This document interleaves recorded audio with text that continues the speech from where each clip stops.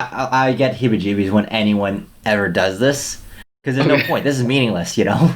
Like, as a class autocomplete search, it's like, well, you're not gonna do anything with it, so what's the point? And it only takes you like 10 seconds to write, so why would you write this? Because like 6 minutes Exactly. in, you're talking about printing, you're talking about this, and all I've asked you to do is really just implement the core algorithm, and you haven't been able to really do that.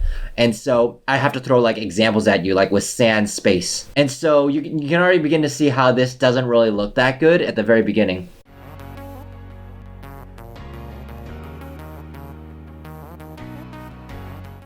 So, tell me a little bit about yourself. What has your past work history been like? It says you're a student. Tell me a little bit about yourself. Yeah, for sure. So I'm a second year at University of Waterloo studying computer science.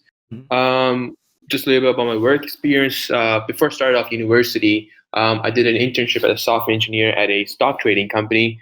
Um, and doing that internship, I realized I'm going to go for computer science for my university because starting from my high school, I was always interested in two things: math and logic.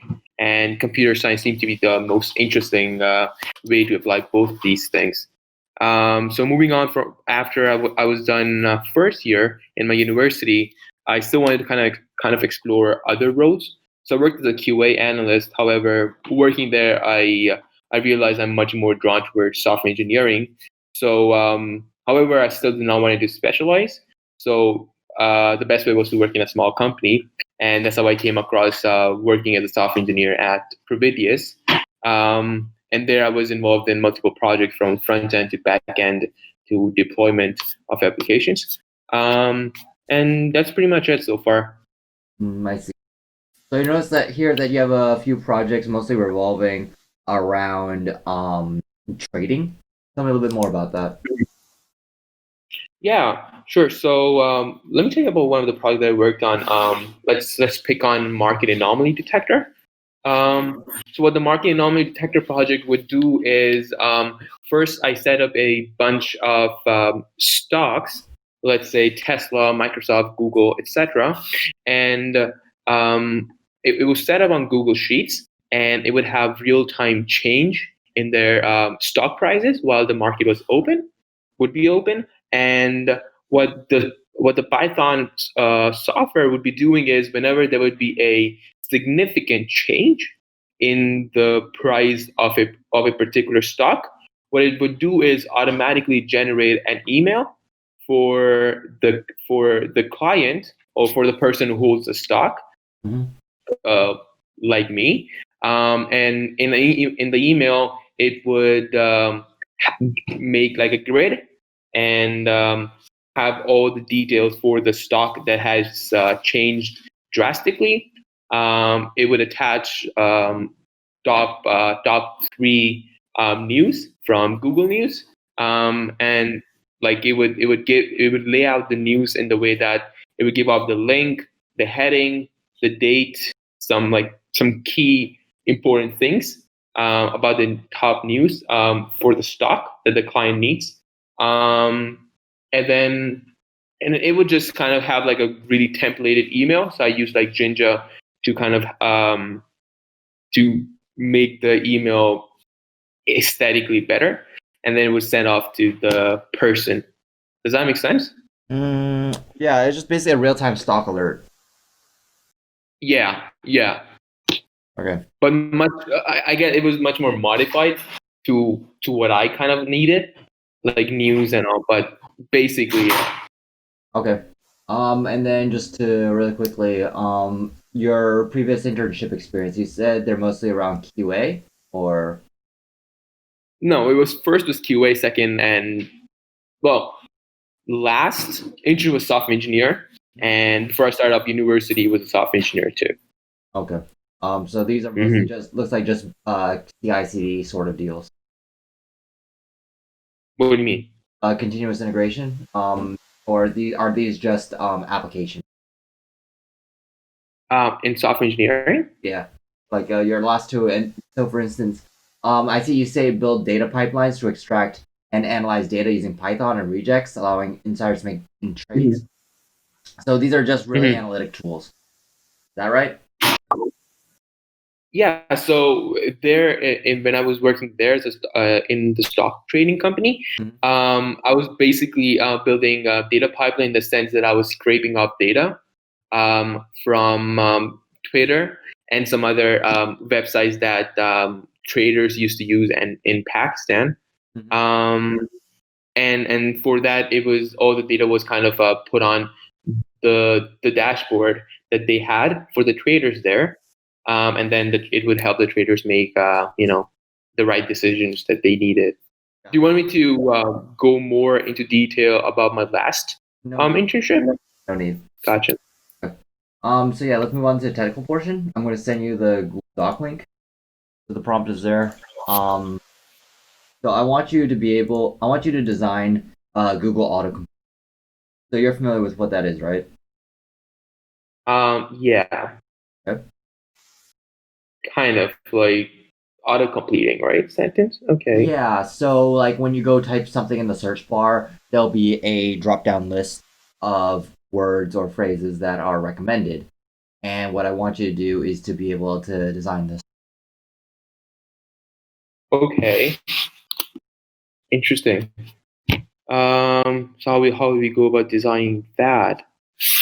Um, so I'm kind of thinking like the way autocomplete would work is using tries, Or um, and then we can have like a list of kind of like the database of all the words, and then when the user is kind of writing up, it can go off searching in the try, and then showing off in the search that they have.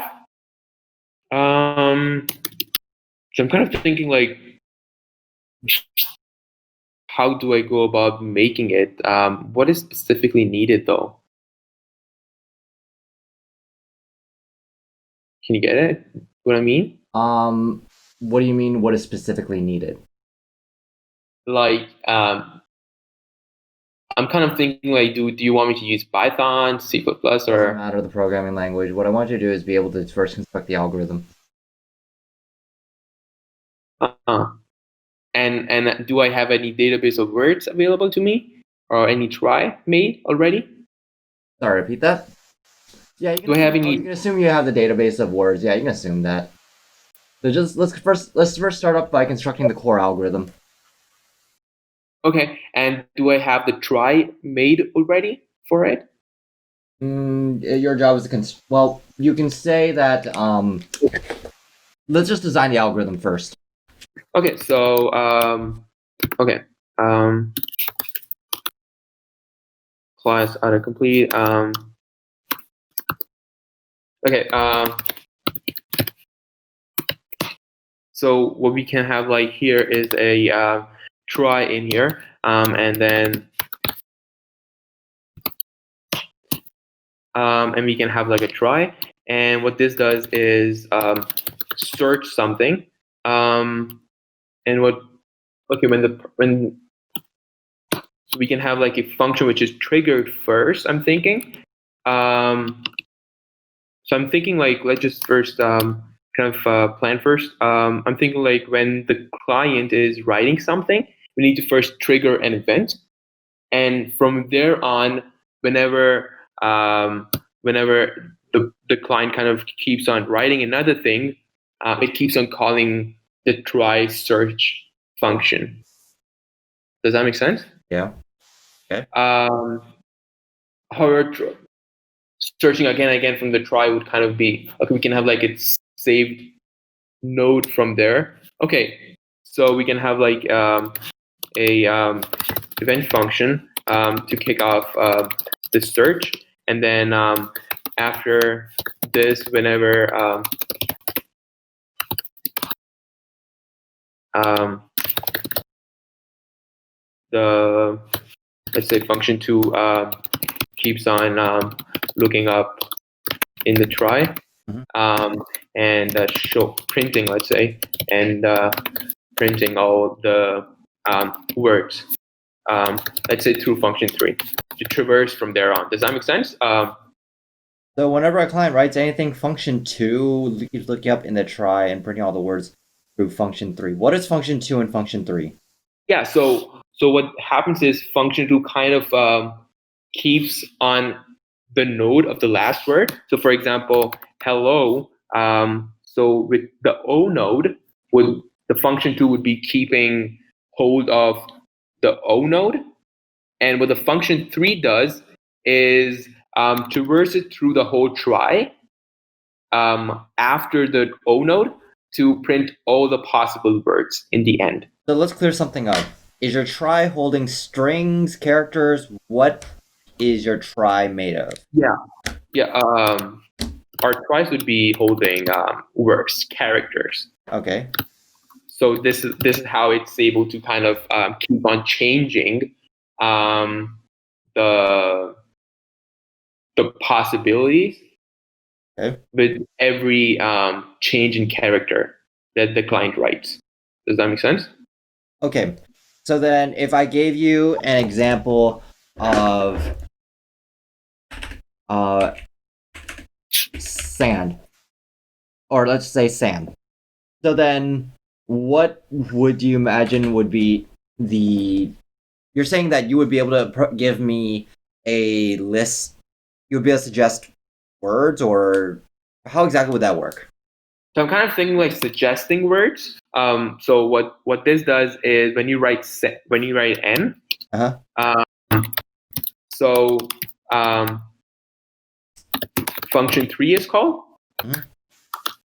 Well, let me just rephrase it actually. Yeah, this function 3, I don't get it. Yeah.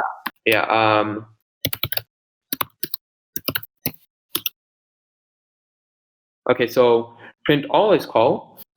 Okay. What print all does is it prints all the words possible with this prefix. Okay. However, since we want to make like autocomplete, we can kind of have a function instead, nearest word possible. Mm-hmm. So with SAN as a prefix, we go about traversing like a breadth first search, let's say, on a try, and whenever you find like a word end in that try, we print we give that as an autocomplete. Does that make sense? Okay, so you're basically saying if I were to give you SAN, that you would just give me words, right? Well, you would want to press tab first, and then the nearest word function would kick off, and then it would go about searching for the nearest word end with a SAN as a prefix, and then it would complete. Okay, so then in that particular scenario, what you just described to me would mean if I type in SAN, then it could give me San Francisco or San Jose, because it's going to give me the next word. Is this correct? Well, the nearest one in the database depends on the database, but I'm thinking it would be more about like a shorter one, like sand. Sure. A shorter one because that's the closest in a try. You want to build a try a little bit to kind of visualize it? Sure. So you say that you're going to be giving me characters, but then you say you print all the words with a possible prefix. So well, again, you're aiming in two directions at once, and I'm kind of confused. So yeah, let's just put on this away. Print all thingy. Okay. Because first I was aiming for let me clear something up with you. Are you trying to send back a word? Are you sending back the next character? What exactly do you want to do? Sure. So what happens is when you write SAN, and when you press tab, okay, so what the print all function, let's say what the print all function does is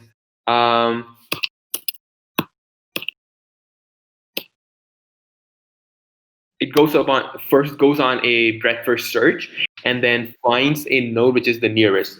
Okay. Okay. So you find a node that is the nearest. Yeah. Which is also the word end. So in a try we can have like the word end, where we know when we reach a node and whether it's a word end or not. Does that make sense? Well, the thing is that for a try, why would you do a breadth first search? Because if I have S and then let's suppose and then A and then N, Well, then I can have, here I can either have space, we'll just denote it with this, or I can have D. Why, or, other things. Why do I need breadth first search? Yeah, so with breadth first search, so we want to first go on levels to find the nearest node. But they're We all don't the want same to. level. They're all children of n in a tri data structure. Yeah, but like, okay, let me just find. So we don't want to first go on keep on digging and digging on Okay. space, and then do all the inefficient work, and then find out, hey, you know what? D was the nearest one that we could have just ended up with. We're I gonna go see. on level, and then find, okay, so D is the word end, and we just print that off, or just print that off for the client if that's the nearest node. Or if D is not the word end nor space, what we want to do is keep on going in levels. And if you find, okay,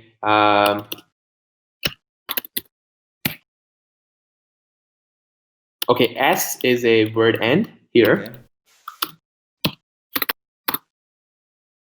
So we want to print, okay, S. So we can have like from N to S, we want to print out all the things which is D and S. Sure. So you can have sans here. Okay, okay, so go ahead. Yeah, so that's what I'm thinking. And do you think that sounds okay? Okay. I think that's reasonable. Now, the thing is that what happens if your list is limited and you need to supply things from other adjacent nodes? So for instance, um I understand that you want to be able to populate in the case of, well, okay, these are going to be nonsensical words, but if I'm only interested in like three in returning three results, F and then let's say K. So then my return list would be sand, SAMF, and SANK. Assume these are English words. Okay. And that's only if I want three words, right? Or Mhm. three elements that are returned. What happens if I ask for five? What's your plan of attack for this? So what we want to do is go about like the same breadth first search. However, since we want like top five, we can have like a counter in a way. Like first, if it identifies D as a word end, okay, we know one word. We keep on continue until we hit five, and when we have covered five, we can kind of call a function which we can give off this list of five nodes, and from n to all of these five n nodes, it prints off. Does that make sense? So what do you imagine your result would look like from this? Yeah. So for example, when a client writes SAN and it presses, let's say, some magic function like tab, we want to print Suppose there's no off. tab. Suppose like it's auto completing like it would on the normal Google homepage. But you mentioned like you want to give off five options though, right? Yeah. So when you go to Google and you start typing SAN, there'll be a drop down box without you having to press tab. Okay. Yeah. So what we want to do is like SAN and then have a function which traverses through down, right? Sure. Um, so if first it identified, okay, D is an end of word node, Mhm. it does D, okay? And then it prints the same prefix as the client has written, Okay. and it has already made first does a BFS on, let's say, five as a counter. Okay. So it constructs a list of uh, five nodes, Mhm. and then it traverses from the node n Mhm. to you know element I in the list. Let's say array, right? Okay. So the array, and then it keeps on doing that. So at first it prints the same prefix, and then it prints the path from node n to element I in the array. So for example, this is ds, then it prints the same prefix, and then it prints the path to the next closest word. Does that make sense? So then the next closest word.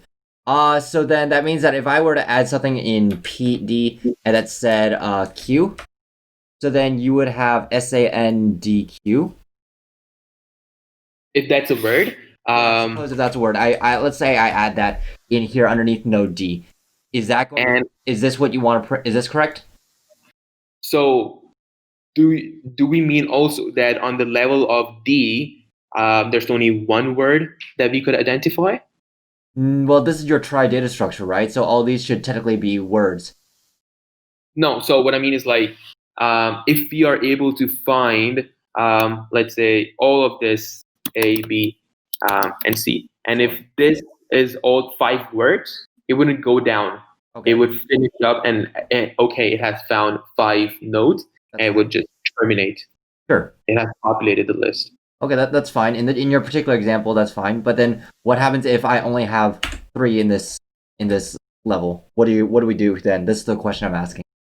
Yeah. So do you mean, again, is D, F, and K end of word characters or not? Well, when I represent this data structure, S and Q belong to D.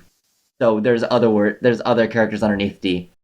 Yeah. So nonetheless, is D still an end of word character though? That's up to you to decide. How do you want to set up your data structure? Gotcha. So I'm gonna have, if like san is an end of word, I'm gonna have this attribute like in the node class if it's an end of word. Okay. Assume D, F, and K are end of word. Okay. And assume this Q and space is also end of word. So first it populates in the list, D, F, and K, and it keeps on doing the breadth first search on this another level. And then when Q and this space is also an end of word character, it puts into the list. And now our list is populated to length 5, terminates. Okay, so then let's suppose that sand does have that termination. And then I gave you back this example. All right. So then let me add RSQ here and then KL. So what are your 5 words in this example? So K and L, our nodes has different characters. So we mean this as 4 nodes, right? So let's suppose that D is the only one in here that has a valid termination. Okay. And these can have like whatever. My Gotcha. question to you is what is the what's the output you expect from this? Yeah, so populated list would be, first D is an end of word character. So we first put it into our array. Okay. This array is a list of nodes, but just for understanding, I'm putting in D. Sure. First. So if R, S, and Q are also end of word, we put R, and then we see S as an end of word, and then Q, and then backup space. And still, it's not fully, it's not 5 yet. So it keeps on traversing until the whole tree, until it finds it or not. And if there's no end of word in the try, it should be, of course, and it will. So it would populate it. If there's not, it would just terminate then. Okay. So then you're ignoring this FKL, correct? No. So F, K, and L did not have a child, right? In this example, if it has, it keeps on looking up. It does a breadth first search, right? So it keeps on going in levels, and then keeps on looking and looking. So you're saying that even though these nodes exist, FK and L, we just ignore them? No, so we don't. We're doing like a breadth first search. So what's happening is,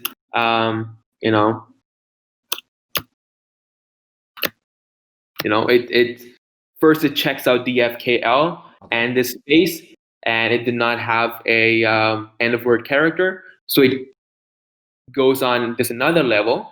Okay. Obviously from left to right, I'm thinking, and it checks out are they end of characters? If they're not, same thing, repeat in a loop. Okay.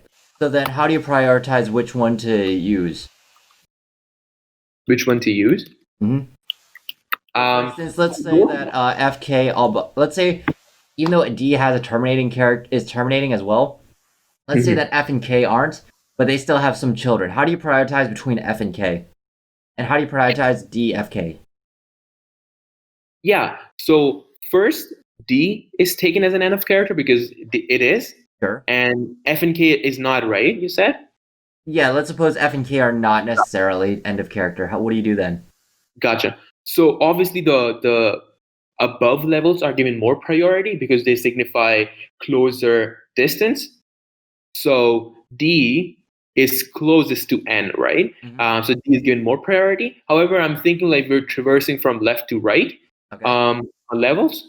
So D is put on first, and then we mentioned F and K's child or Mm-hmm. children are end of characters, right? So it Okay. goes on left to right, and assume F and K children both have. It first puts on F's children on the list and then K's children on the list. They are on the same priority nonetheless because they are of the same distance from N. Okay. So then what does an ordering on the same level represent? What do you mean represent? So for instance, when I arrange something in this order D, F, K, L, what does that represent? What is the significance of having D in front of F, in front of K, in front of L? I'm not sure if it signifies anything except the way how try is made. However, I'm thinking we can kind of have the try setup in terms of frequency, I guess. The leftist node signifying the most frequently used character, Mm-hmm. and then we can go about doing that. Does that make sense? Yeah. I guess, but that might get kind of complicated on setting up the try on Sure. That's frequency. fair. For the purpose of this interview, seems like you have an idea of what you want to do. Do you want to start coding it up, or do you have other things you want to explore? Um, no, not really. Do you want me to implement five top um, characters or just one? So let's actually concretely define what you want your thing to do. So I'm going to give you two functions, right? I'm going to have you do insert. Well, actually, let's ignore the insert for now. Let's just assume that it's given to you. That it'll Mhm. and you can always come back to it since you already seem to know what a try data structure is. So what I'm going to do is I want you to implement search, and you have a string prefix, and then you have int number of limits. Let's see, number of results to return. This is your function, and however you decide to do it, I leave it to you. What do you mean number of results? So in this case, how many items I want you to return. So if I have my autocomplete and I'm let's say only interested in 3 items, then my number of results will be 3 in this case. But if I let's say I want my list to be 10 results, then this number will be 10. Gotcha. Okay. Doing a search for with this prefix and this is the number of results. Okay. So as we said on here, we're gonna do BFS on 5 as a counter. Cool. So let me just call like BFS with the prefix. Well, on the prefix, the prefix is last character on a BFS function, and let's say number of results, and then we can have like a list. I guess Okay. I'm thinking. Let's see. And then in BFS, what the BFS should be doing. Um,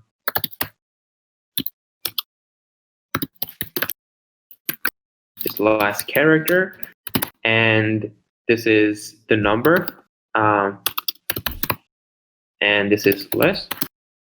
And what we want here is our from the last character, we want to call. We want to be finding this end of word. So um, so where's okay? Yeah, first we need to also pass on the try. And assume we have like a function node equals to find node with a try. Okay. So what this does is gives off the last characters node. Does that make sense?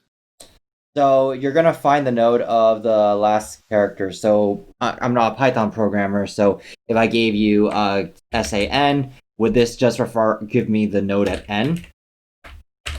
Yeah. Okay. Well, the node with all of his children and all. Sure. Yeah. I can start programming in C++ if that's needed. No, it's fine. I just wanted to make sure I understood the syntax correctly. That's it. Got it. Okay. I mean, also I program in Java, just to be clear. So it's much, but Java and C++, I guess. yeah, it's whatever. Honestly, it doesn't really matter to me. True that. Okay. Cool with.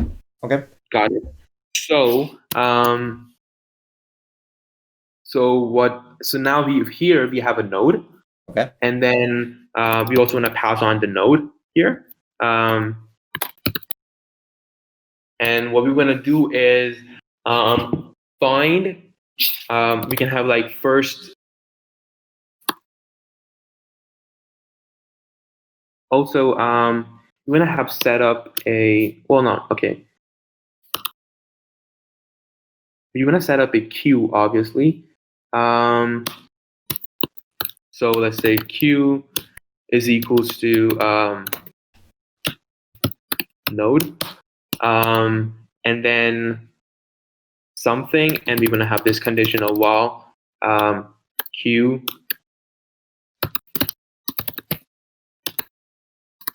is not equal to 0, and then something. Okay, so what we want is we're going to have like a counter.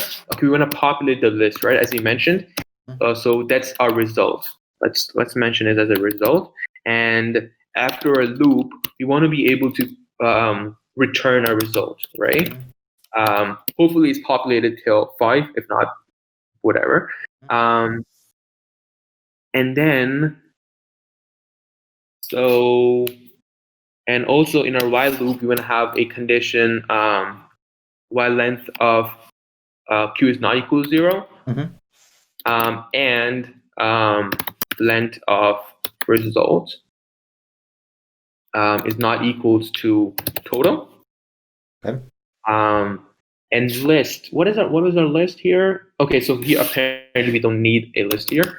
Let me just delete this parameter. Does that make sense? Sure. Nice. So we have that. I'm gonna go about going on levels. So what I'm thinking is, okay, so element is equals to q dot top. Well, left. Okay. As we have this, we're using Q's library, so popping left would be just constant. Sure. Does that make sense? Yeah. Got it. And what we want to do is for children and element dot children, we're going to traverse to the whole children, and well, okay, so we want to first put on this condition also. In our first condition, if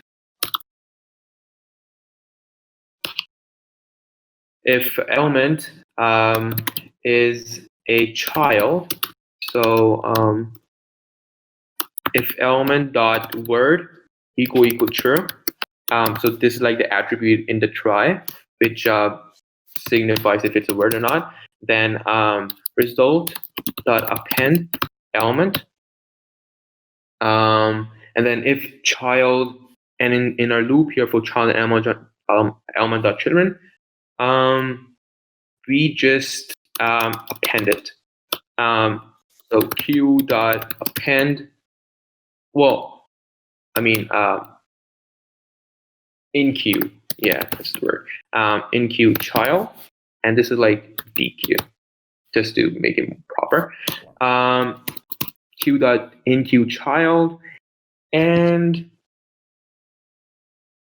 and this keeps on doing it until it keeps on. Okay, let me see if I'm missing some component here. BFS construction of 5 nodes array. Division node to element I in the array.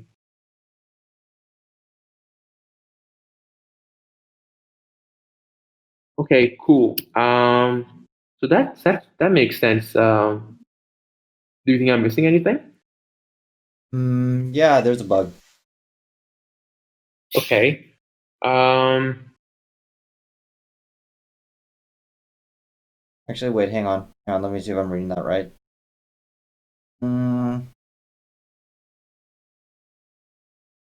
I can see one useless parameter in our BFS that we did not need.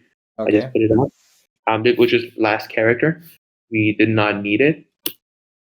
Okay. Wait, hang on. Yeah, I think this is fine. Yeah. Do you want me to consider No, the I time think it's space? fine. I think it's fine. You're only considering the end of words. You're never considering fragments. Okay, sure. So I want you to also write your insert as well. Insert. So if you scroll back up, Yeah. up here. Okay. What was our insert function supposed to do? So your insert function is to build a try. So if I give you a string, S, I want you to be able to build a try. Okay. So we have a try here in our self.try. I'm gonna put this on, right? And you're not considering the frequency, right? As you mentioned before. We'll deal with that later. For now, just focus on the insertion. Got it. So what we want to do is look at all the children and then go about doing that. Okay, and we keep on going down and down. If the children does not have a node. Um, okay, I'm trying to remember how I used to insert. Um,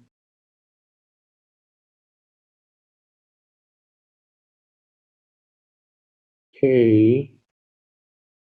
So what I want to do is root is equals to self.try. And for I in S, so this is like the character since we are implementing characters as nodes. And if I is not in root.children, so assume root.children is like made in a hash table. So this is like constant lookup.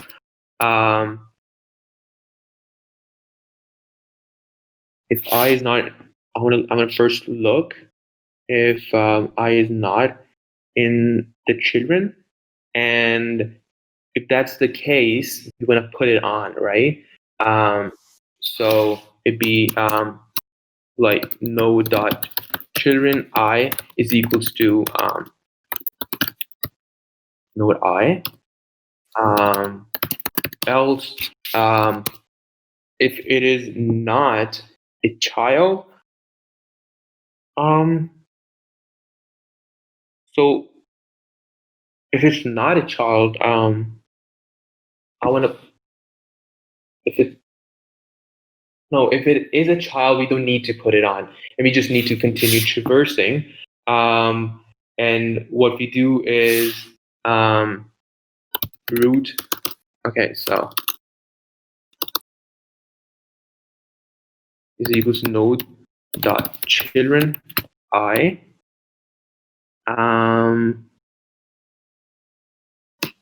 And then we keep on doing, and then in the end, what we want to make sure is we put an end of character for that. So root dot children, word true, and then I'm thinking this should be good. Let me first go through like a logical run through. We have a root. Let me first do traversal here, and if it still is, okay, that makes sense. Does that look okay? Hang on. So okay, so you start up. You assign a value root to self.try. Sure.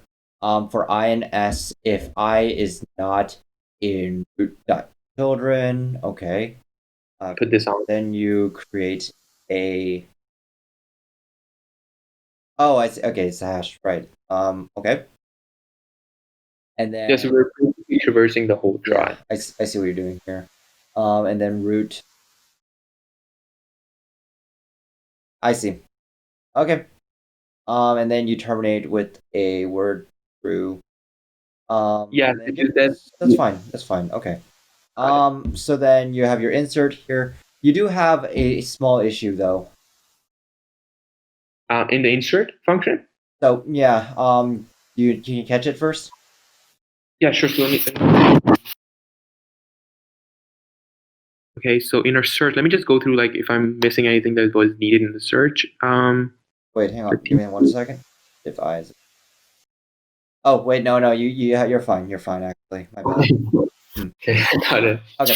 So yeah. No, I'm just gonna assume that you have the initialization. All right. So let's move on to the next one. Yeah. So you remember we had the discussion of the frequency. Hmm. How do you plan on handling that in this current structure? Okay, frequency. So we mentioned in a frequency, we we want to put on the leftist as the highest frequency. Um, so leftist is equals to highest frequency. So this kind of means here in our insert function, as we can see, we kind of are treating node.children as a hash table. So obviously it's kind of like unordered in our hash table. The other way to go for is use like a an array of children. I'm thinking it would come up as um, an additional time complexity constraint in a way that it's going to require more time because we are making the children order. Okay. So this insert function is going to take a hit, but I'm looking at the search function, and yeah, the search function is also, well, it's not going to take a hit. Search function is okay. It's not using any hash table functionality. But however, so assume we are making the children as an array.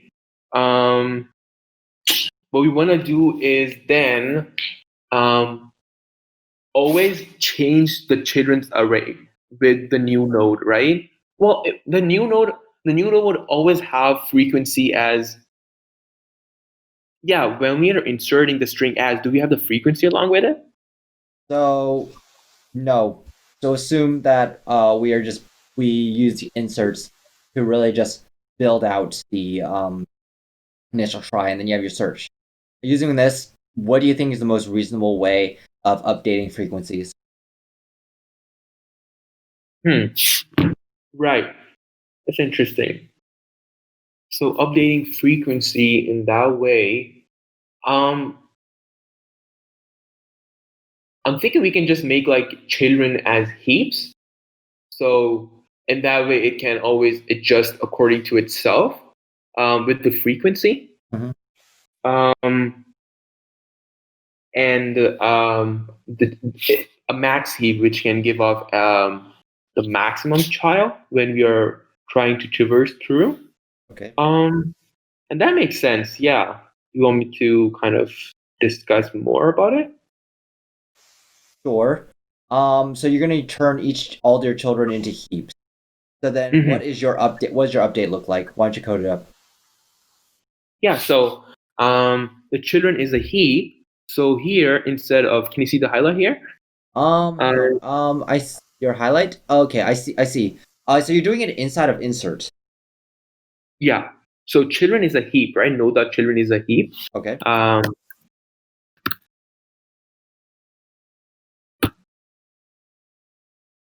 so what we want to do is know that children, well, according to Python, heap q dot heap append, I'm guessing. heap. Again, I'm not a Python programmer, so I'm going to assume that whatever you write is correct. Okay. So heap q the heap append, and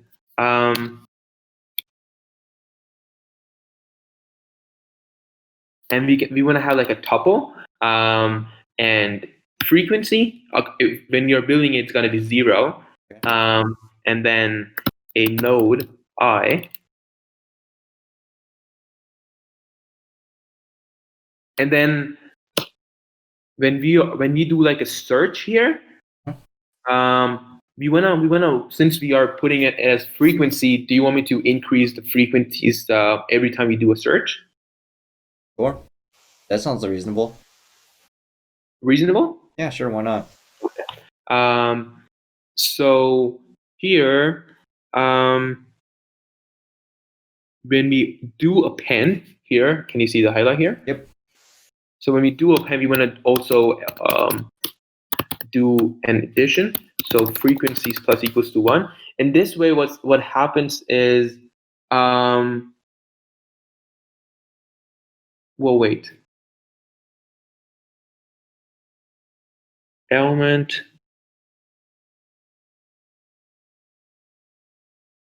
Yeah, so here the search, BFS gonna change a little bit in the way that let me just put the condition down in the loop. That's the change that I'm thinking. So if child dot word equals true, we want to do the node, well, the element which is the parent. The parent increases the word. So let's say the element, the find child. Let's say we have this find child function, which finds this child. Does that make sense? If child.word is true, okay, then element. What I want to do is find the tuple in the children heap, and then from there on change the frequency. Okay. So what I'm thinking is, if child.word equals to true, let's say I have a function which is the work increase frequency, and I pass on the parent, which is elm, and the child, which is this. Okay, and this can do the work.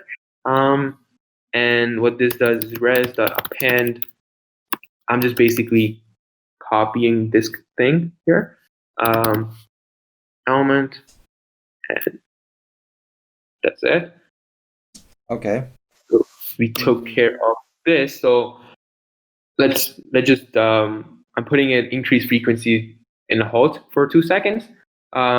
What's happening here is we increase the frequency, so the heap takes on, if this child has really high frequency, now the heap is going to take care of it. And coming back to the insert function. Well, hang on. First, why did you chop out that code and remove it again? Yeah, because we wanted to change the heap's frequency for that element. So, like, let's say in a heap, I got, node A's character with some frequency, and then node B's character with some frequency. And we want to, since A's hit, A is a hit, we want to change its frequency to be bigger now, and the heap kind of Did you plays put code in the process? Did I, or did you? I did. You're saying? Did you?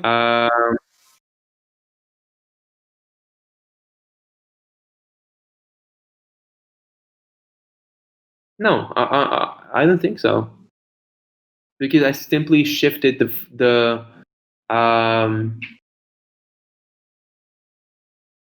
condition down. Okay. So let me give you an example. If I did sand, if I ask for sand 1, and you have a try has sand in it, and then you have and then let's say D has like S, and then something else, right? Mm-hmm. So what would happen is you would find this node D here, right? Mm-hmm. And then you go into your BFS. And then while the length of queue is not 0, sure. And then I ask for 1, so the length of the ranks is not there. That's correct. And so now you DQ the element, which is you've DQ'd the D, right? Mm-hmm. And then now you're looking at all of D's children, Yes. S, and then oh crap, hold up. It's just like this could be whatever, but you've missed out on D.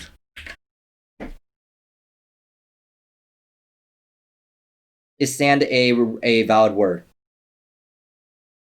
Are you saying D is a child of N? Yes, D is a child of N, but if I gave you the prefix sand, this is a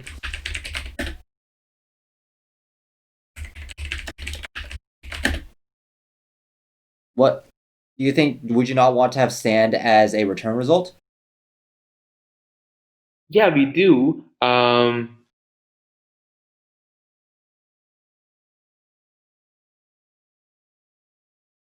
So then how does your code here return sand as a result? No, but I'm thinking like we are appending to the element, so we're doing the same thing as before. Well, okay, let's like I said, let's go to the example. So you have sand, your length of queue does not equal 0, fine. Because you have a node in there, which is sand. So this is our D, right? And then now you're going to look at all of the children in element.children, right? Mm-hmm. Which is going to be s dot comma dot dot dot, right? And your resources still has nothing in it, right? And so now you're looking at s. S dot word is true. So then you're going to append sands in there, right? Well, no, I'm appending notes in there. So I'm not traversing from S. Mhm. I'm traversing from. No, I meant this s. Oh, okay. Oh, I see. So you append the element itself. Oh. If the Yeah. end of the child dot word is true. So if you have sands, they're basically saying if you have sands as a Uh-huh. word, then you are going to append sand to your list. No, so I'm appending S node in the result array, and then this is like the destinations Right. array. Okay. So yeah. So then here, let's say I have S where S is the terminating, and then is word, and then let's say I have A, B, C, right? So you're saying that for every child in this element.children, which is SABC, Mm-hmm. if the child.word is true, then you're going to increase the frequency of the element comma child, so which means that you're going to increase sans plus 1, right? Yep. And then you're going to append the element. Well, element is the D node, right? Which represents sand. Yeah. This is I'm what trying to get at. Okay. Okay. Okay. That's what you meant. I'm sorry. Yeah. You're totally right. Sorry about that. All right. And so now, but like I said before, what happens if D is also a terminating? If D is also terminating? Yeah. So for instance, let's say D is sand is a valid word, right? Suppose Oh, that the prefix that I put in here is a valid word. got it. Okay. Yeah. How do you want to handle this? You handled that fine before, but now because you moved it. Got it. Yeah. So we want to also be considering this before in our while loop. So we want to put, I'm thinking, so we have this in our while loop, and we want to also be considering, okay, geez, it's not working.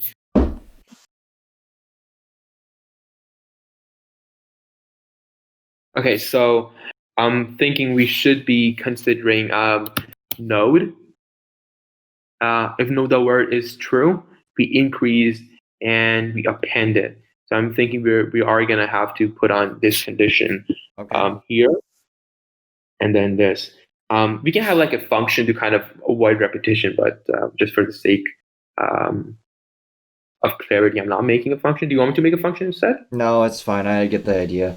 And so now you have this child out here. And what is this? What's child Yeah, up here? here it's gonna be node, Okay. Go ahead and make that change. um, and then for this,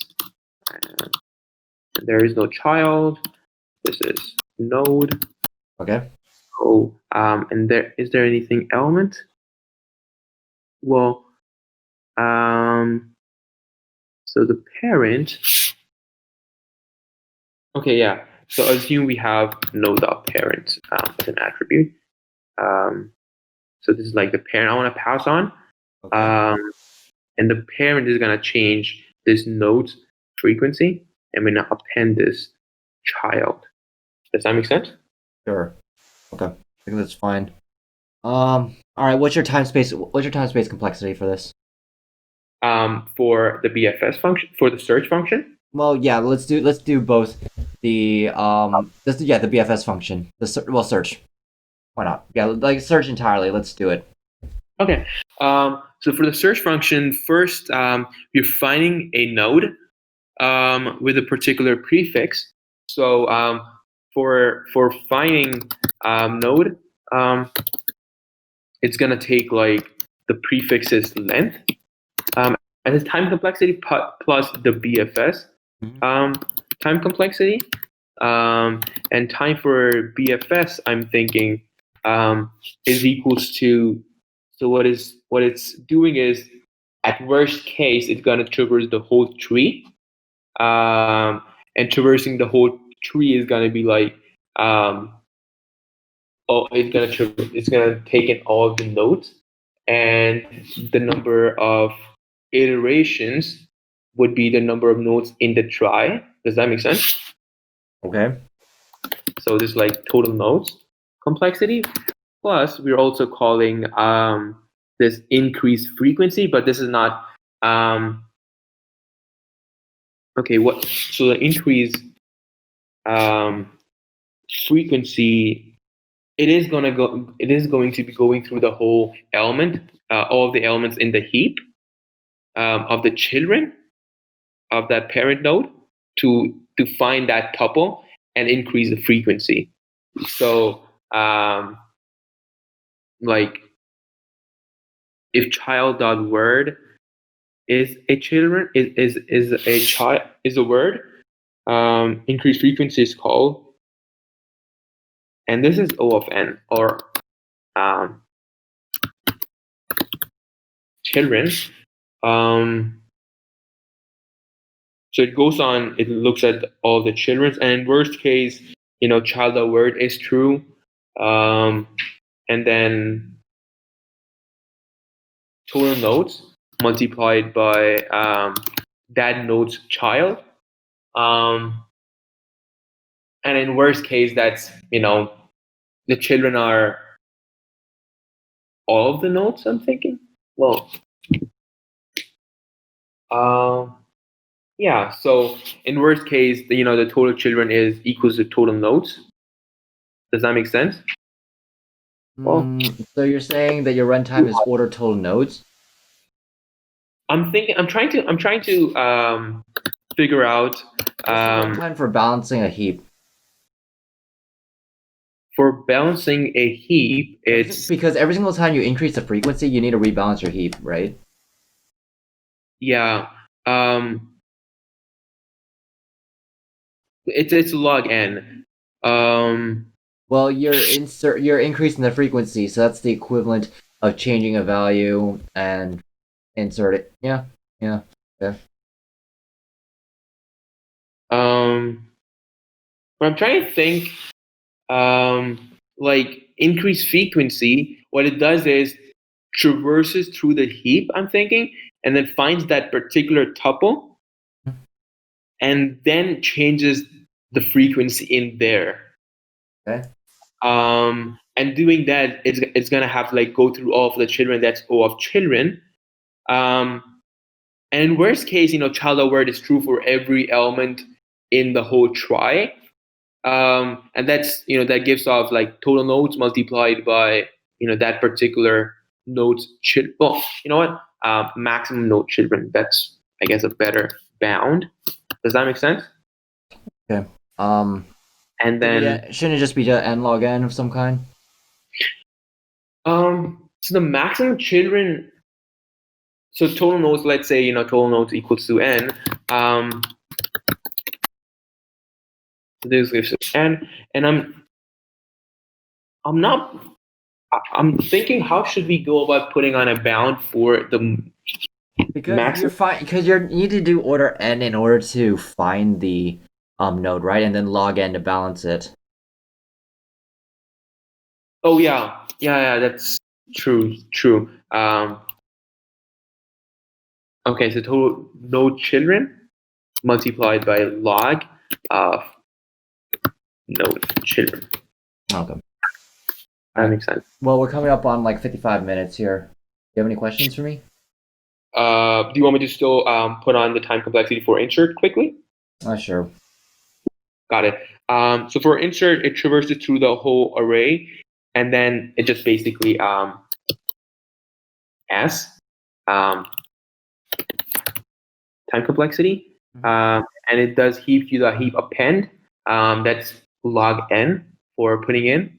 So that's S plus log of the number of children in that particular. Well, it's times, because it keeps on putting in, times maximum children. Does that make sense? Isn't inserting it constant time because you're putting it in a heap and then you have to balance it? So then that'd be log n. Well, yeah, sorry. That's log. Well, no, okay, You already have wait. the log there. Log, yeah. So that's what I mean. Okay. I see what you mean. So then to build, yeah. All right, sure, that's fine. Do you have any questions for me? No, not really. You probably should in some regard, like, when you go to the actual interview, have like one or two questions prepared. Oh yeah, I'm not sure like what company is like. Should I be treating you like Yeah, the treating it like square? a company that you don't know, because like you barely know the company you're applying for, because I think, right? Yeah. Okay. Shouldn't you have that sort of questions lined up for you? Yeah. So I've got some questions. So my question is like about this role. Could you tell me like some of the projects that some of the previous interns worked on?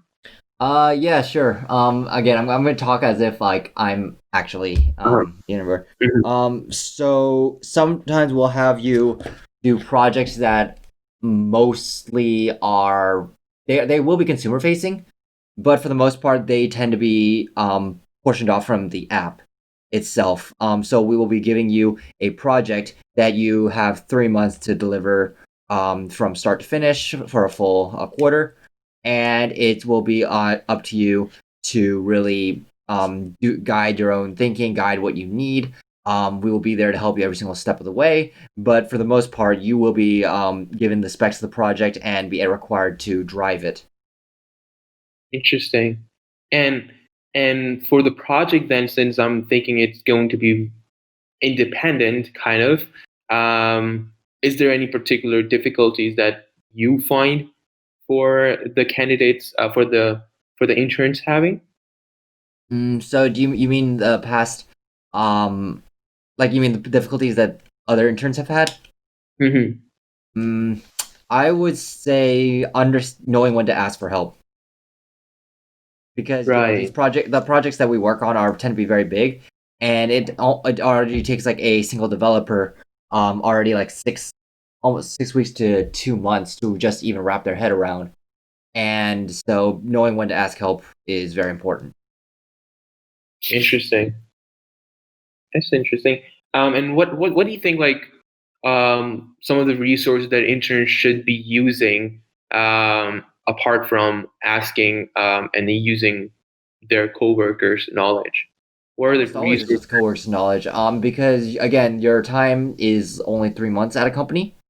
Mhm. And so you have a very limited amount of time. It's not like you can dig through the engineering wiki all the time. You want to make use of every single moment you got there. Whereas if you're like a full-time employee, then you can afford to like take your time to really learn the system and grow and to Right. really make that long-term investment.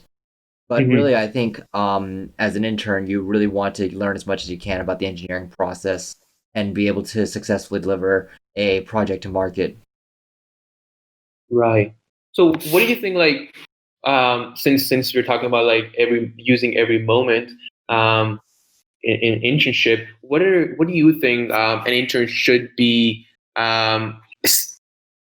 completing in its first 30 days? What are your expectations from an intern for its first Are 30 you days? asking me as the interviewer or asking me as personally? Interviewer. So in the first 30 days, I would fully expect you to gather all the resources that you need. Make sure that you've developed some kind of relationship with your coworkers, and That's make sure that people know who you are, understand what you're working on, and are ready to help you when you need it. right. And then after that first month, you kind of expect the intern to start. Yep. Um, You should at least have some plan ready to go. got it. Got it. That's interesting. That's nice. I guess that's pretty much it about the questions that I have. Sure. Okay, so we'll stop the interview. You're coming up on 60 minutes, by the way. So On point A. this is the entire interview. We've covered 60 minutes. Nice, nice, nice, nice. Okay, so you overall, I would say that um, you have a problem with rushing into the code before you fully understand what you're trying to do, and you have a hard time, I think, testing your code. So I think that comes from a little bit of rust. But overall, your fundamentals are actually there. I think the real thing is just making sure that you know what you're talking about before you go into the weeds. Does that make sense? Got it. Yeah, it does make sense. I'm gonna send this I was replay to just I you. was just thrown off, I guess, by the question because I was expecting like much more kind of like a lead code kind of question, Hmm.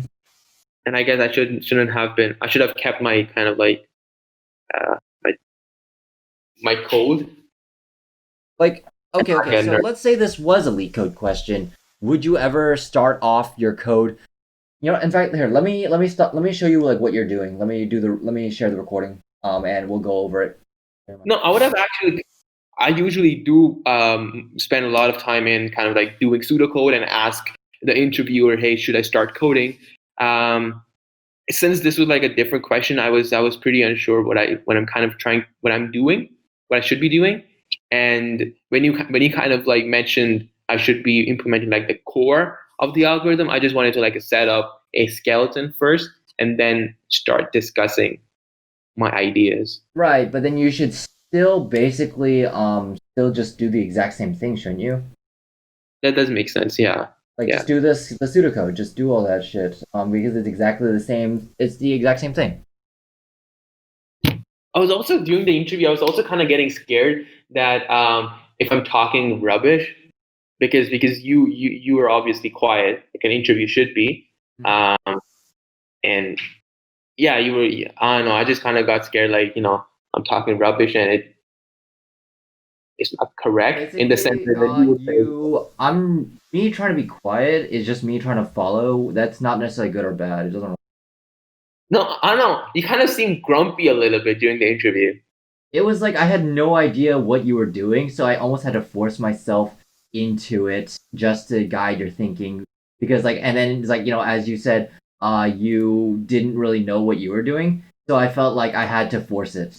And that's not really something I True. want to do.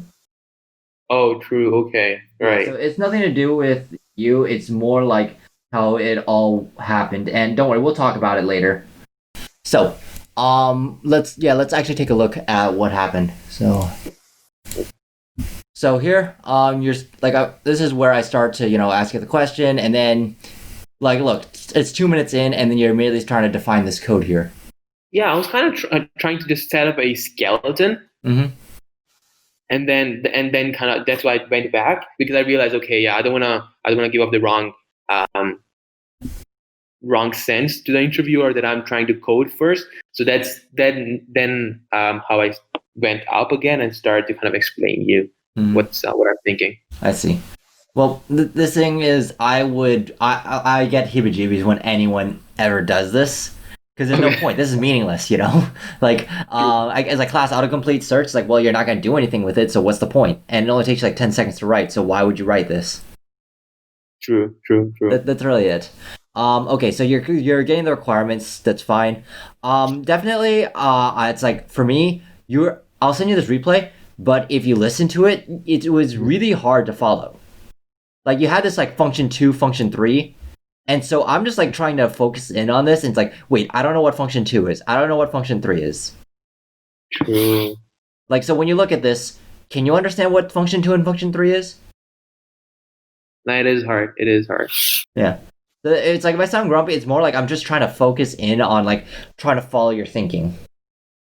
Yeah, that's true. It's That not makes like you're sense. pissing me off. It's like I don't know what you're doing. And this is me trying to really narrow in my focus on, okay, let me just dissect the parts that I don't really know.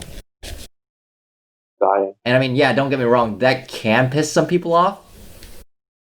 Because like 6 Gotcha. minutes in, you're talking about printing, you're talking about this, and all I've asked you to do is really just implement the core algorithm, and you haven't been able to really do that. And so I have to throw like examples at you, like with sans space. Right. And so you can already begin to see how this doesn't really look that good at the very beginning. Hopefully this makes sense. Yeah. That's true. Yeah, I don't I want was you to say like completely lost. that's true because to like agree with me. I want you to actually like fully understand what is happening here. Yeah. I was completely lost about the autocomplete. So I guess I was just rambling. And Mhm. then when you started giving off like more guide through and hints, that's when I kind of started to hint up BFS and everything. Right, and so like me forcing myself into the conversation to guide your thinking was essentially what led you to actually focus in and finally understand what the problem was. Yeah, that's a bad thing you're saying, right? Obviously. It's not great, but you're a junior developer, and like second year university. Don't be too hard on yourself, because I have years of experience of doing this, so this is something that comes naturally to me. Right. So for someone like you, it may not necessarily be, and that's perfectly okay. So don't Okay. don't take it personally at all. Yeah, gotcha. Yeah. So then you have like so I ask you, San, what do you expect to have input? What's your outputs? And then I start going over some examples with you, like, okay, what happens when you have this? What happens when you have this? Right? And Mhm. what I would have liked to see from you is actually for you to generate these examples yourself. Okay. Like cover all your scenarios that you can think of. I would have liked for you to see like this because think of the possibility of how many results do I need to return? What if my try data structure looks like this? What happens in each of these possible scenarios? And so it Right. kind of takes us to 11 minutes at this point. And again, it's because I'm helping you guide the discussion. But overall, I think something that I would like to see is definitely for you to do this, even on your Leetcode problems. And I think based on the conversation we had, I think you actually can do this. I think it's just really for you not to get thrown off by like a question you don't understand because every single one of these questions really ends up being as essentially the same thing when it comes down to it. Does that make sense? Right. Yeah, I was kind of, I don't know, I had the idea after talking to some people that interviews are kind of like a conversation. And I had kind of like this belief that, if the interviewer is kind of in a lot and asking a lot of questions, that's not necessarily a bad thing. What do you think about that? It's 50-50 for me because if I'm not asking you questions, it just means that it means one of two things. One, it means I'm trying to figure out what you're thinking and trying to figure out where you're going. It's like I'm spending a lot of time thinking about it. Or two is like you Uh-huh. made it abundantly clear where you're going and the roadmap is so easy to read that I can just sit back, relax, and just enjoy the show. So it really Mm, doesn't tell you anything. What you should be really concerned about is if the interviewer says, I don't understand what you're doing. gotcha. Okay. Got it. So honestly, better than communicating is really just having a really clean approach that's easy to follow that doesn't require communication. Got it. It's Got it. like it's like you're reading Fyodor Dostoevsky. That shit is really hard to read versus Dr. Seuss. Right. And Right. I'm not gonna lie, I'd rather read a fucking Dr. Seuss book because it's so easy. Yeah. Obviously. Yeah. So True. it's the same thing here. I shouldn't be like try to be more verbose. I should be very efficient with my words. Got it. And how how how much were you lost? Like how much during were you still lost at 14 minutes? I think I think definitely there was like some places where I was lost. Like for instance, what do you like when I ask you about the multiple for the multiple words, like what happens if I add DFK here? You do BFS, and it's like, okay, what's the significance of BFS? Like, what are you trying to accomplish with BFS? And that's what I kind of got lost on. Is like you kind of threw the algorithm at me without explaining the underlying reasoning why you use it or choose to use it. Oh shit. No, yo, I think I did mention, bro, that because we want to get the shortest distance. Mm-hmm. But what does I'm shortest thinking like distance mean in this case? You know what I mean? right. So if I True. asked you, okay, what does shortest distance mean in a try? Right. Huh. Could you answer that question? Short distance like from the last character that the client has written to the character which is an end of word character. But that's just searching in a node. Do you really need BFS for that? I mean, yeah, you do because you're iterating through it. But then, You can do DFS, you can just do like a recursion, like simple as that. But I mean, DFS, I guess, just being more efficient, I guess. do you need a? Yeah, I mean, it is efficient. You're right. But then with five as a counter, so what does the you use BFS to find the node, but then why do you have a five as a counter here? Is this So five necessary? on the counter, because we were discussing, right, that Mm-hmm. we wanted like the top five Yep. closing words, Mm-hmm. and that's why I was kind of like thinking of Right. that. So then when you take this, you use BFS to find the word, and then you have five as a counter, and just to retain the argument that was initially passed in. So do you see how you have two thoughts happening at the same time? No, no, no. What do you mean? What two thoughts though? So it's like, how do I explain this? Your first step is intended to find the word, right? Find the prefix. Mm-hmm. And so, and then you want to pass in five as well.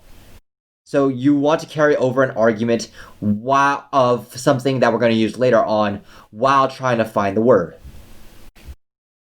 Right. Do you see how I might think that you're trying to use the five while trying to find the word? But we were though, now. We were kind of we were using five while we were using the word. Remember we had in the condition we Uh huh. had five as So, a mm-hmm. Go ahead. as a kind of like the condition for BFS. But you said you're looking for the prefix, right? So if I gave you SAN, and then I want to find the next five words, then Mm-hmm. where does five come into play when you're looking for SAN?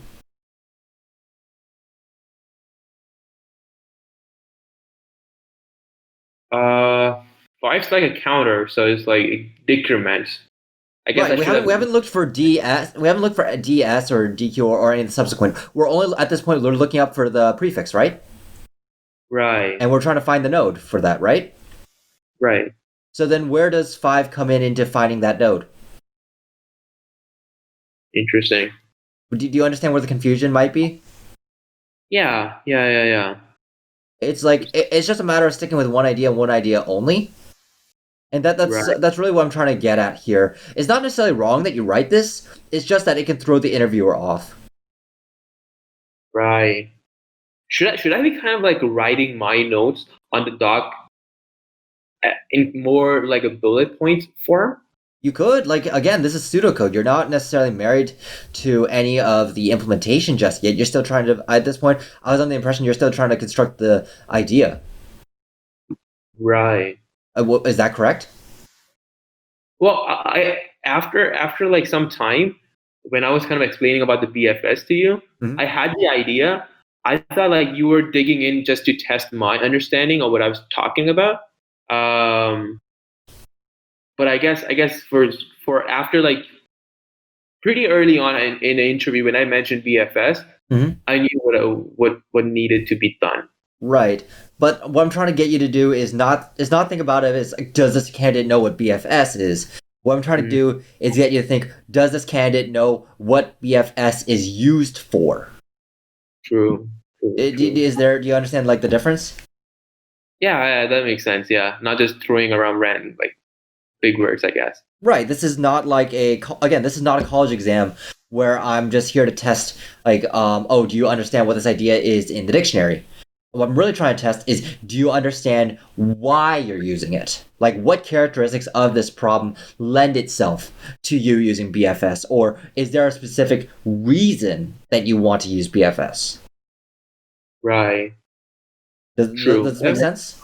Yeah. That makes sense. Yeah. True that. So it's like I think you got the wrong impression from what I'm really trying to ask here. But I mean that's understandable.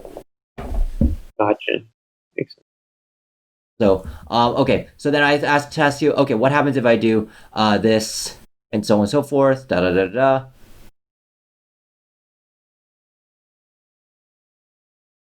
Were you still lost when you were asking about the populated list No, and I think everything? once I started asking to write the code, I think you actually you pretty much had it. Like I think I understood everything that you wanted to do. I definitely could have added like some error test cases, like what happens if we don't find the prefix. But it seems like your search already handled that because your queue would just run out and you would have Yeah. nothing, so it's fine. But then Gotcha. again, you would have just not found the node. Yeah. Although I think in an interview I would have asked you to find node, but I was more interested in just trying to get through the problem. That's probably my fault. I should I have been a guess little bit more atomic. Hmm? I guess when you kind of gave me the function to make like the search and insert, that kind of defined more the question. I was just thrown off by like how would I go about printing, and even though it's really trivial, Mm-hmm. but like there's a number of small things that needs to be done, right? Yep. Like I need to set up a function which traverses from the source to destination and Mm-hmm. print out those words. And you know I guess when you made like these two functions, that really eased up Mm-hmm. my task. Right. um, So I'm gonna get into a little bit of like actual engineering, not just like interviews, because a lot of times you will be given it to write this function or write a feature, and it will mhm, be up to you to gather the requirements. exactly, yeah, that's super true. And so why can't you do that for something like this? True. Because if this is all it took, then you should be able to do that, or at least guide yourself to doing that. Because I'm not gonna, it's like in an interview, I'm not gonna give you a cookie cutter, like, oh, here's your function, here's your inputs, here's your outputs. And I mean, I get that comes from like a Leetcode style of thinking. Exactly true. Like, Makes sense. I get it. I get where it comes from, and I'm not blaming you at all. Well, what I'm saying is that if you ever encounter this in an interview, it'd be good for you to actually know how to handle it. Got it. Makes sense. Yeah. So I mean, this is like the kind of interview that you wouldn't get from like LeetCode practice probs, which is why I think is a pretty good question for you. For sure. Yeah. 100%. So this isn't me trying to like bully you or anything. It's really just me Yeah. to press. Yeah, don't worry about that. So, Okay. Yeah. So then here you start writing the code. Fine. Yeah, you're fine here. BFS. I asked you to write the inserts. Cool. And then then we touch on the frequency idea. I think once you actually put code to paper, you're pretty much in your comfort zone. Leetcode, right? Yeah. Yeah, this is like once you actually do this, you actually seem very fluid in it. So I don't have any complaints here. Actually, I think my complaint is really at the very beginning when you set yourself up. And Explain. so because of that, I still would pass you as a junior engineer and as an intern. I think it's fine. I think you're fine on that front. But I think also that if you can't get around this problem, you might fail some interviews that you shouldn't. Got it. And Got it. so because of that, I think it comes from like the rust that you said you had from not doing leak code problems it for a while. I think if you just get back on it, you're gonna be fine. I think you're gonna pass. I'm not sure about about the rest you mentioned. I wasn't able to kind of take on see the bugs that I was having. Yep. That's a normal thing for Rust. But did you find anything else that was kind of rusty for that you could see? I would say the one where you chopped off your code and then you moved it in. You see this part right here? True. Okay. That part. Be very, very careful. And again, usually this happens because most people go into code without a good design. And so for you, that's why I really like pseudocode, because you can always go back to pseudocode and edit it. So if someone, this happens a lot in Google, like Google interviews, where they'll ask you a base case question, and then they will, oh shoot, my Google Home is picking up on this shit. When they'll ask you a question in Google, they give you a base case, and then they will ask you to build upon that base case. And it's really important that in these scenarios and the situation that you have a good design that you can fall back on. Right. That you can go back and edit, and so that way you don't end up with this problem that you have right here. Interesting. Do you have like some kind of like a format or template that you kind of do for pseudocode to make it kind of like readable enough and explainable enough for the interviewers? Usually the pseudocode for me is just really the idea is independent of any programming language, data structure, or algorithm. It's really, these are the steps I'm doing. That I can if I can translate this into a drawing without having to explain what a data structure is, if I can explain to a 5-year-old, essentially, that's my standard. I don't really have a like step-by-step way of doing it. I just, in my mind, is if a 5-year-old can understand it, then I'm golden. Got it. Okay. Going down that much into details, yeah? Yeah, at this point, when you're doing the pseudocode, you don't need to go into details. You really just need to make sure that someone can understand it at a cursory level. And again, a 5-year-old who has never taken a CS class should be able to understand it. Got it. And the other benefit is that you don't have to worry about over-communicating with the interviewer. It's because, again, if a 5-year-old can understand it, a full-grown adult can understand it. True. Okay, how much time do you think should I be spending for explaining the problems in the interview? Explaining which problem? Any problem that the interviewer throws off at me. I would say take as much time as you need to really understand the problem and make sure you do what you need to do. I think if you look at my guide, you'll see that have you tried solving the problem? That section, I write out all the priorities lists that you need to do. And I would say make sure you go through those priorities before, like, don't even worry about like the time, because the order of priority is that if you can't even understand the question, you're going to be answering the wrong question, and essentially that just amounts to wasted time. True. Yeah. Yeah. So it's not a matter of time; it's a matter of can you pass each one of these priorities? Can you understand the problem? Do you understand what your algorithm is supposed to do? Do you have enough test cases? Does your design bulletproof? And you go in that order. Right. That makes sense. Interesting. Because what happens if you finish writing the code and then you find out you are solving the wrong problem? Yeah, that's true. Also, how hard do you think would you kind of rate this question as medium? I would rate this as actually a medium problem because when you boil it down, it's really just a breadth first search, right? Yeah, absolutely. Got it. So that's kind of. Do you think like this kind of question can be expected from any FANG company's interview? Yep, it's fair game. I would say this question is actually fair game completely.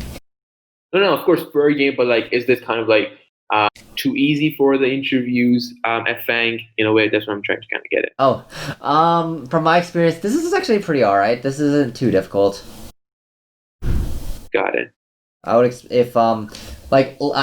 think I'm not gonna say exactly the hardest question I ever got, but it was like a design question that was like super open ended. It's like something like this, except it was also super nuanced as well, and it just like what the hell, and you had to use some kind of I think exponential rule in order to really optimize your solution. Whoa. So it was like this, except you had like some really freaking obscure mathematical properties that you had to use. Was it a hedge fund or something? No, it was Google. Whoa, okay. I've never gotten a question like that hard ever before, and I've never gotten Did it you ever pass? since. I think the Did interviewer you just pass? like had a bad day, but yeah. Yo, did he pass though or no? Did I pass Google? Yeah. Yeah, like I list all the interviews I've passed. Yeah, Interviews about. I haven't looked at it. I haven't looked at the guide though. Okay, damn. What a beast. Like, Pass let's on see. Google. If you want me to like do a humble brag, the last set of interviews I did, I basically passed all of them, except Google. I got an L3 because I did that like after Facebook, like literally back to back. No, wait. So, were you interviewing after you've been working in Apple? Yep. Okay, and you just interview just like that, or were you kind of going for finding a new gig? It was more like an interest. I'm gonna say it was like I was only taking it half seriously, Right. and then suddenly, oh, here's a senior offer. Like, oh, okay, Oh cool. shit. Are you Oh, gonna jump? yeah, I already did. What? Which company are you at right now? Uber. Oh damn! I didn't know. I thought you were still at Apple. No, no, I left a while ago. But like literally, whenever anyone says that, they think I'm freaking crazy, and I mean it was crazy. But Interesting. yeah, let's see. I got an L4 offer from LinkedIn, L4 from Facebook, L5 from Uber, high L3 from Google. But that's only because I fucked up. Because True. I literally did Facebook and Google the next day. Whoa. That was really Okay. terrible. That was a really terrible decision. And then I did like a bunch of phone screens from like Dropbox, PayPal. I passed those, but I didn't want to take the interview with them. They were really just my practice. And how hard these kind of interviews are for higher level engineers, just system design, etc. It's really system design and scaling. Although I'm a mobile engineer, so my questions are going to look very different than what you see in a lot of like prep courses. Right. So yeah, that's that's why I'm like I specialize in mobile design interviews. But if you ask me about database sharding, I would shit my pants. Right. Right. And how many interviews have you done? Like I'm assuming I don't know about Google. I know like every full time person has to conduct interviews, and also on Amazon. What about like have you conducted a lot of freaking interviews? Yeah, I think I probably conducted at least 30. Damn. And you know, like I was interviewing people for senior positions above me. What? Yeah, The- at Apple. Yeah. How's that impossible, dude? Like, I'll say that at my time at Apple, if I like the way we do it is like majority vote, the team votes. Oh, really? And the Okay. trend was that if I didn't give a person a thumbs up, they didn't pass at all. And you were a junior to that person. Yeah, I was young. How's that possible? Though? That doesn't make sense. Because I know the code base. Like, if you want to. Oh, you were the go-to guy, eh? For the mobile. Yeah, the reason like okay, Alex, like basically what happened is that everyone has kids, right? Everyone's trying to do shit. And so it's like who's the only guy in the office who can do things? Oh, me. Hi. Oh, man. Yeah. How long would you be working there, bro? Like 12 hours and shit?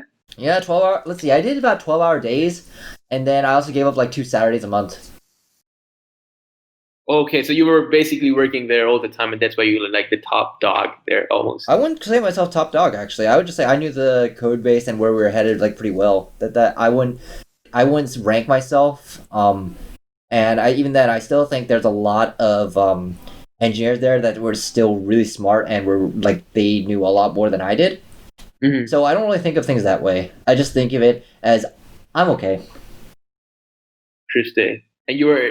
And would you kind of expect like a lot of promotions since you were working a lot? Did you get it or not? Normal. I didn't expect it. I didn't do it for promotions. I didn't have the expectation either. I just really wanted to be good at whatever I was doing, and that was really it. And then Damn. eventually, I had like a lot of responsibilities. One of them was refactoring our code base and basically essentially creating a mini platform for us. So if you can think of like a lot of these frameworks that exist for mobile, like ribs, epoxy, like these kind of frameworks that make reducing boilerplate code. I basically had to construct the equivalent of that for our entire application. Yo, you did suggest that to me as a side project, so Yeah. right. Interesting. So it's like, like being able to uniformly handle screen transitions in a very easy way that allows us to scale up our development. Making sure that you have a layer between the native Android code and whatever the developers are working on. So that way you Right. abstract all of the crazy details. Right. So that was the biggest project I had worked on at Apple, and I think it came out pretty well. Like we basically eliminated 30% of our bugs with that one project alone, and we got maybe I think zero point 0.1 or 0.2 stars during that. Damn. So it was like really high impact. Damn. Interesting. Yo, one thing about my interviews, this company that I'm gonna be interviewing for, I heard they asked about networking and Linux programming or kernel programming. What the fuck? What? Yeah. Since like since they work a lot with that, I guess since they're like a hedge fund, right? Like when the interview was telling me about their company, 50% of the people are quants and 40% are software engineers. So I guess that's why. But you got any specific advice for preparing for that? No, I'm not at just all. If you ask me about kernels and hardware engineering, I'm like, fuck this, I'm out. Bye. bro, you can't say that when you're in fucking second year. Dude, Second year. fuck this. Dude, I would like rage quit the interview. I'm like, I didn't sign up for this shit. bro, I'm completely one-dimensional, dude. That's like really good and really bad. It's really good because it means that if there is like for Android programming, like there's nothing I probably don't know. But if you ask me about anything else, I'm completely worthless and useless. Okay, I see your humble brag, bro. I see. No, it's not humble brag. It's quite literally, I am useless. Like if you ask again, no SQL. If you ask me about like fucking Kafka, if you ask me about anything like that, I'm useless as fuck. Interesting. Okay, no, but like, have you heard of Square Point Capital though before? No. True. I'm just hoping, man, I land this gig because like, I really need it, man. No, for sure. I think you actually can. Just again, clean up your approach. It's like your coding, I think, is fine. Again, just that small bit bug, which is actually kind of a big bug. But if you just take these next few days, clean up your design and approach to Leetcode, and just quickly skim over the doc. And if you want some like nighttime watching, watch the feedback I give to some of these candidates. The problem that I'm having right now is time managing in the sense that like I like to put up my grades. Like I like high grades, and this I'm having my full-time school term right now. Right. So like it's exam season almost. And like it's like fuck, do I fuck up my exams? Which is yes, I am going to. But how much do I fuck up my exams versus prepare for the interview? That's hard. That's a really hard balance to say, and I can't really give you any specific advice. All I can say is that if it's coming up, then I would say just put everything you have into Leetcode right now, and worry about the grades later. This is what I would do because you have something already in hand. I would just go for it, and then the exams I would say study later. Study after the interviews. True. Yo, he asked me one question like, how much do I know about Linux? And I don't know about Linux. That like, what is Linux in the way that I know it sounds stupid. So I told him like, not much. Like my previous internship had a Linux system, and I have a MacBook right now. So he said, of course, but you have a bash shell and a terminal in your Mac, right? So I was like, yeah, of course, yeah. So I have this terminal, and also I know like SSH, and and in my school we have a server, so like I have to like into the server and like do coding and all. Oh, I see. And he said, okay. And he moved to another question, but what do you think about the response and like the question, expectation, etc.? I see. So I think what he was trying to get at is, do you understand your Unix commands? That's it. And do you think like I was able to convey properly? I don't think so. Yeah. You should probably like you should probably have clarified by Linux. Do you mean do I need to set up a daemon? Do I need to be able to like what aspect of Linux do I need to do? Or are you just talking about Unix commands? Right. Because go ahead. Yeah, because I don't know shit about like daemon, whatever you're saying, but I just know like files copying and making files and directory and like very basic shit. Probably should know Git as well. Learning how to set up your home and your like your extra commands as well, like and then setting up the home paths. And then your grep. Find how to use Right. find. All those commands. These are pretty basic. I think anyone should really know. So like next time like any interviews ask me, I should kind of like go about like I know the basic understanding of moving files, home path, and Yeah, home path, searching for strings, searching for files. regular expression. True. I would not do regular expressions because fuck that. Bro, that's grep, right? That's egrep regular Yeah, expression. I mean, yeah, that, but I never have never needed to use that. The True. most I've ever done is wildcards expressions, and that's it. Interesting. Now I had this course last term that they taught us egrep and shit. And yeah, man, it's freaking confusing. All right. Yeah, I need to get going soon. But is there any other questions that you have? No, for sure, man. But yo, I really appreciate, man. You took so much of your freaking time to guide me through and everything, man. Appreciate it, respect. For sure. Yeah. Let me know if you have any questions and let me know how things go. For sure, man. Thanks a lot. All right. Take care, Thank you. man.